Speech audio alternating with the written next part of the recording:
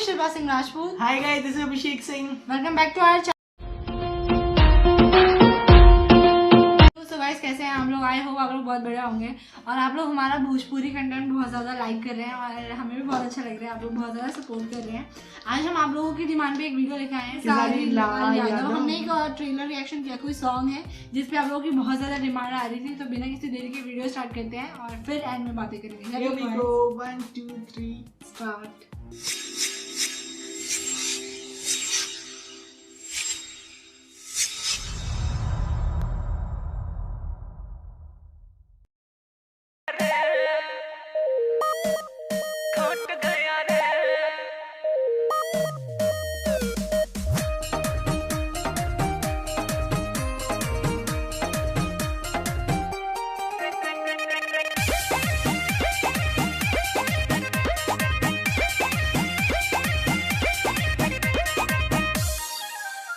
कि गही रहू जान दिन दिन ला ससुरारिया कि रंगवा गोराइल बा तोहर बदलल शरीरिया तो तोहर काहे कपार फाटता बताओ ना कि गही रहू जान दिन दिन ला ससुरारिया कि रंगवा गोराइल बा तोहर बदलल शरीरिया तुमसे मिलते तेरा पिया क्या लिपट गया रे लिपट गया रे सुना लेके कोराम सैयारा लेके कोराम सैया पलट गया रे बिजुरिया कट गया रे त घटना घट गया रे बिजुरिया कट गया रे त घटना घट गया रे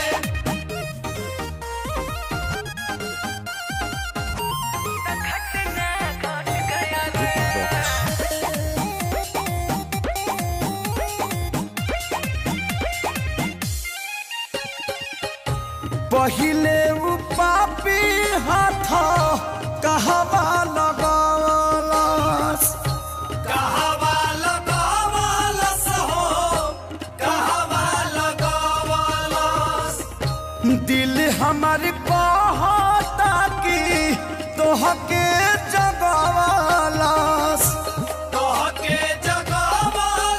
हो तोहके जगावलस चूड़ी टूटल कंगन टूटल कोहरा में जोरा जोरी इतना हम आसानी से मारे वाला रही थोड़ी बुझला तो पता ना कैसे मम्मी ला सलट गया रे सलट गया रे सुना लेके कोराम सैयारा लेके कोराम सैया पलट गया रे बिजुरिया कट गया रे त घटना घट गया रे बिजुरिया कट गया रे तो घटना घट गया रे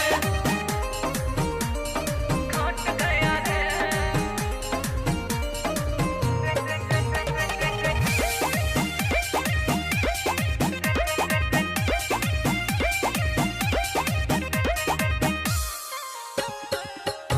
कहले खेसारी प्यारी भइल बड़का कांडवा भइल बड़का कांडवा जी भइल बड़का कांडवा जल्दी बताओ ना तो गरम बारहमांडवा गरम बारहमांडवा जी गरम बारहमांडवा बालुमा के हाथी सारे रातियां जगाइलस मत पूछो हमरा से का कैलस तो ये सब देख के छोटू के दिल फट गया रे फट गया रे लेके कोराम सैयारा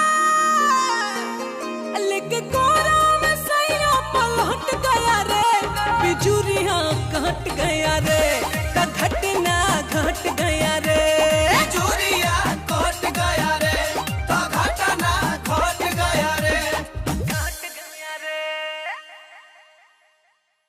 ये ना कभी कभी फनी लगते हैं ये सॉन्ग्स, और बहुत ज़्यादा एंटरटेनिंग है नो डाउट, और मजा भी आता है सुनने हाँ। में काफी। और जो भोजपुरी गानों का जो बैकग्राउंड जो ट्यून वगैरह होता है, हाँ, वो काफी एनर्जेटिक होता है और energetic बड़ा होता है। मजा आता है।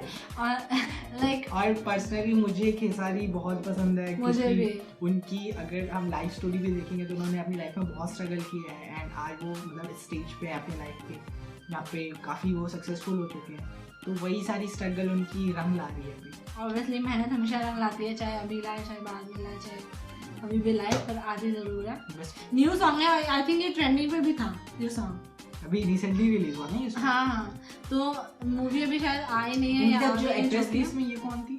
इनका नाम मुझे नहीं पता, तो गाइस आप लोग कमेंट सेक्शन में ज़रूर बताइएगा कि इनका क्या नाम था। और ज़्यादा देखा नहीं है मैंने, और मैंने इनको देखा है किसी एक दो मूवी में, बट मुझे नाम याद नहीं है, मेरे को पता नहीं कि ये बंगाली जैसी लगी।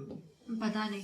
और अगर आप लोग ये चाहते हैं कि आएगा, और Dan आप उसका रिव्यू करें। हाँ, और भी आप लोगों की जो भी डिमांड होगी ज़रूर हमें कमेंट सेक्शन में बताइएगा। आप हमें मेल कर सकते हैं जो भी आपकी डिमांड हो वो बताने के लिए, तो हम ज़रूर पूरी करेंगे आपकी डिमांड। थोड़ा टाइम लगेगा बट ज़रूर करेंगे। जी। और इस वीडियो को लाइक करेगा, शेयर करेगा, चैनल को सब्सक्राइब करेगा। फिर मिलेंगे इसी तरह की अच्छी वीडियो के साथ। तब तक के लिए bye bye, take care, stay safe, by.